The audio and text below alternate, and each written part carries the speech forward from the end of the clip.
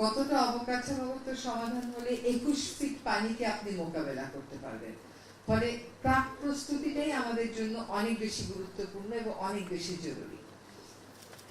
যেমন কয়েকদিন আগে আমি সিরাজগঞ্জে গেলাম, সেখানে পানি উন্নয়ন বোর্ডের একটা স্পারের কাজ দেখলাম। দেখছি যে নদী পাড়ে হচ্ছে সমস্ত বড় বড় স্থাপনা।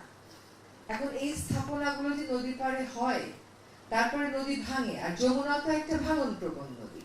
তখনই আমি কেন রেগুলেশন বলে দিলাম না যে এখানে এত কিলোমিটারের মধ্যে কিছু হইতে পারবে না।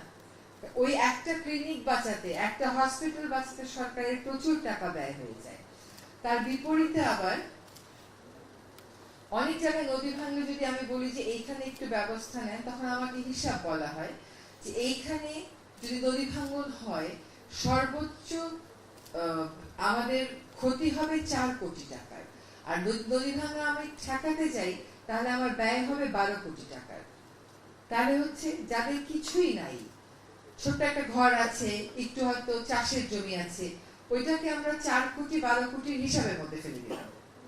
আর যার অনেক বড় একটা ভবন আছে, সেই ভবনটাকে আমরা প্রাথমিক সুরক্ষা দিতে আগালাম। এটা কিন্তু আসলে আমাদের মোকাবেলার বৈষম্যহীন মডেল হলো না। আমাদেরকে প্রাক মোকাবেলায় এই যেমন ধরেন আমরা কোথায় অবকাঠামো করতে পারবো, কোথায় পারবো না, কোথায় আমরা ডিসকারেজ করব, কোন সাইটগুলো আমরা প্রায়োরিটি বেসিসে নেব, এবং আরেকটা হচ্ছে যে আমাদেরকে আগে থেকে সতর্ক করা, যাতে করে সরকারও তার প্রস্তুতিগুলো সারতে পারে। যেমন আমি এসে যেটা বুঝলাম যে পানি উন্নয়ন বোর্ড ইমার্জেন্সি বলতে বুঝায় বন্যার সময় যখন ভাঙন শুরু হবে তখন যে কাজগুলো, while that is emergency, ওই ভাঙন যে শুরু হবে তো আপনি আগেই জানেন যে যমুনার এখানে ভাঙবে, আপনার এখন যেখানে খুব ভাঙছে শরীয়তপুরে, জাজিরাতে, সেখানে ভাঙবে, এগুলো তো আমরা জানি। ইমার্জেন্সির একটা অংশ আমরা সেখানে প্রাক প্রস্তুতি হিসেবে তো রাখতে পারি।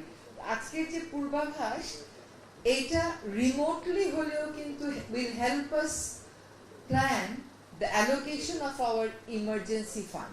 আরেকটা হচ্ছে ইমার্জেন্সি ফান্ড মানেই কয়টা গিয়ে বালুর বস্তা ফেলে দিয়ে আসো।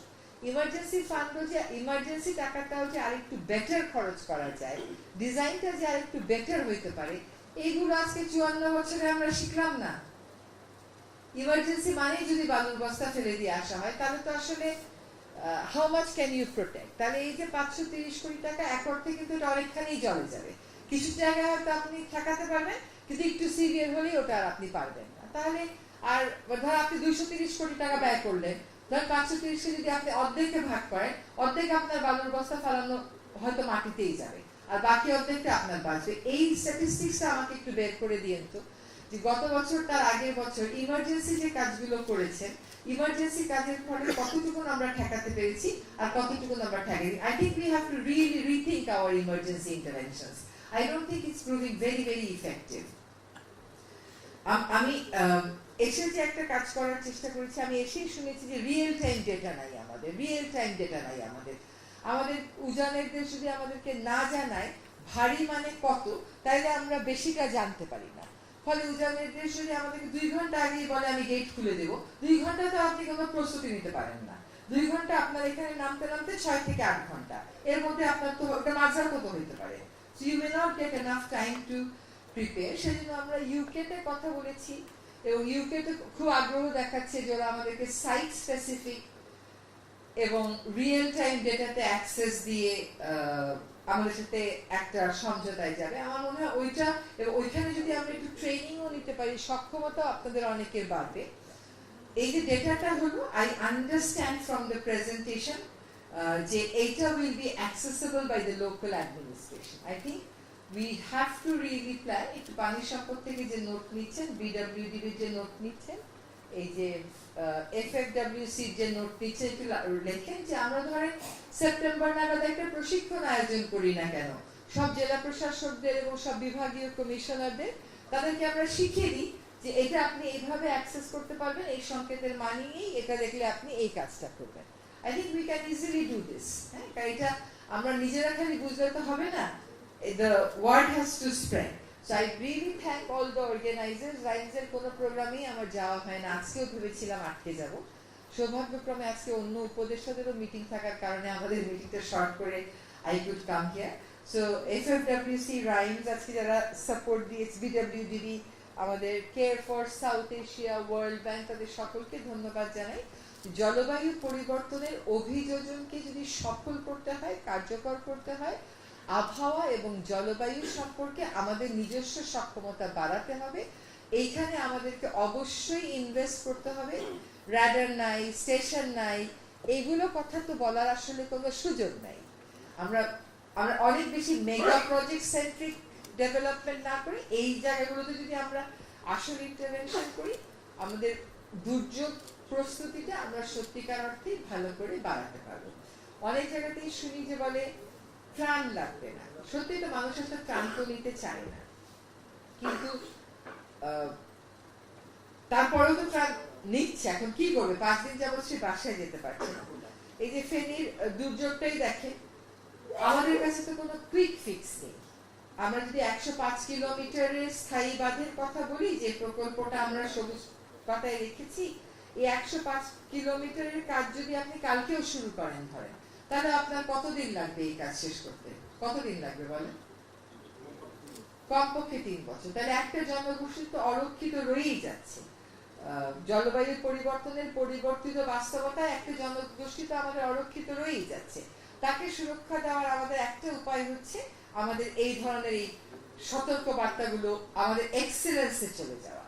তাহলে তারা আগে থেকেই জানবে কখন তাদেরকে সরতে হবে। এবার যেরকম আমাদের আল্লাহর রহমতে এখনো পর্যন্ত কোনো ক্যাজুয়ালিটি রিপোর্টেড হয়নি।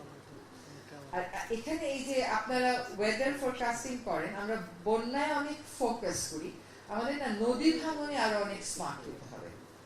নদী ভাঙনে যেমন দেখেন এইবার জাজিরাতে যে ভাঙছে, এটা কিন্তু ফ্লাড প্রোটেকশন, মানে ফ্লাডের ভাঙনের এগেইনস্টে প্রোটেকশন দেওয়া হয়েছিল for the Padma bridge, but we have been defeated. এখন এমন ভাবে ভাঙতেছে, ওই ভাঙন যদি আমি আমার ইমার্জেন্সি ফান্ড দিয়ে অ্যাড্রেস করতে চাই, তাহলে ওরকম 2টা ভাঙনই অ্যাড্রেস করতে হবে। বাংলাদেশের অন্যান্য জায়গায় আমরা ভাঙন অ্যাড্রেস করতে পারবো না। সো আমরা ফ্লাডে ফোকাস করি, that is all right, but আমরা নদী ভাঙনে কিন্তু আমাদেরকে আরো স্মার্টলি বলতে পারতে হবে যে কোন কোন জায়গাতে নদী ভাঙনটা আমরা এই মৌসুমে ফোরসি করি। কারণ আমাদের ওই যে মানে রিঅ্যাক্টিভ মডেলটা I don't think is proving effective for the communities, not even for the government. কারণ আপনি রিঅ্যাক্টিভ হয়ে বালুর বস্তাকে ফেলে দিয়ে আসেন, আর্ধেক কাজ হয় আর্ধেক কাজ হয় না, এটাতে কিন্তু মানুষ সুরক্ষাটা পাচ্ছে না। হ্যাঁ, তো ওই আমার একটা অনুরোধ থাকে, আপনার এই বৃষ্টিপাতের এই টেন্ডেন্সি, নদীর পানি বাড়া কমা, এখানে আমাদের river research institute may have a role to play, যে কোন কোন নদীতে ভাঙন বাড়তে পারে। এখানে আমি কিন্তু FFWCর সাথে, রাইমসের সাথে রিভার রিসার্চ ইনস্টিটিউটের একটা সংযোগের সম্ভাবনা দেখি। পানি উন্নয়ন বোর্ডের ইমার্জেন্সি নিয়ে যারা ডিল করেন, they should have a map beforehand, যে এই বর্ষা মৌসুমের আগেই তাদের হাতে একটা ম্যাপ থাকা উচিত, যে আমরা মনে করি এই বছর এই জায়গাগুলোতে আমাদের নদী ভাঙন হতে পারে। বন্যার সাথে we have learned to live with it. নদী ভাঙন is very pathetic, মানে সব চলে যায় একটা মানুষের। আর আমাদের as I say যে বন্টন ব্যবস্থাটা তো খুব একটা বৈষম্যহীন বলতে পারছি না। So with these words I would say that this is a real good work. We need to invest more in this section. এবং বাংলাদেশে জলবায়ুর অভিগম্যতা, জলবায়ু পরিবর্তনের অভিযোজন সক্ষমতা বাড়াতে হলে এই জাতীয় কাজকে আরো বেশি কার্যকর, আরো বেশি ব্যাপক, আরো বেশি বিস্তৃত, এর মধ্যে আরো ডাইমেনশন যেমন নদী ভাঙন, এগুলো নিয়ে আসার আসলে কোনো বিকল্প নেই। So I'm sure you will try to do better in future. আর আমাদের জলবায়ু ন্যাশনাল অ্যাডাপ্টেশন প্ল্যান যেটা আছে, ওখানে কিন্তু একটা ম্যাপ আছে যে কোনগুলো জোন বন্যার জন্য বেশি ঝুঁকিপূর্ণ, কোনগুলো জোন ইরোশনের জন্য বেশি ঝুঁকিপূর্ণ। আমি জানি না আপনারা কখনো ওই ম্যাপটা খুলে দেখছেন কিনা। যদি খুলে না দেখে থাকেন, দয়া করে খুলে দেখবেন এবং সেভাবেই আপনাদের ইমার্জেন্সি প্রোগ্রামগুলোকে সাজাবেন এবং সেইভাবেই আপনারা FFWC কে বর্ষার আগেই অ্যালার্ট করবে যে তুমি এই জিনিসগুলো আমাকে রেগুলারলি বলতে থাকো, যে কোথায় নদী ভাঙতে পারে, কোথায় অতিবৃষ্টি হইতে পারে। তাইলে we will actually make some use of our national adaptation plan. আমাদের ডিসিসিএপি আছে, ন্যাশনাল অ্যাডাপ্টেশন প্ল্যান আছে, ক্লাইমেট প্রসপারিটি প্ল্যান আছে, ডেল্টা প্ল্যান আছে, এগুলো তো শেলফে রেখে দেওয়ার জন্য করা হয়নি। তো এইটা একটা সামারি করে প্লিজ ট্রাই টু এক্সপ্যান্ড, আপনাদের কাজগুলো একটু এক্সপ্যান্ড করেন, আর আরো আরো আমরা স্মার্ট হই। আপনাদেরকে with these words I would like to conclude here. Thank you very much for all the hard work that has been put together.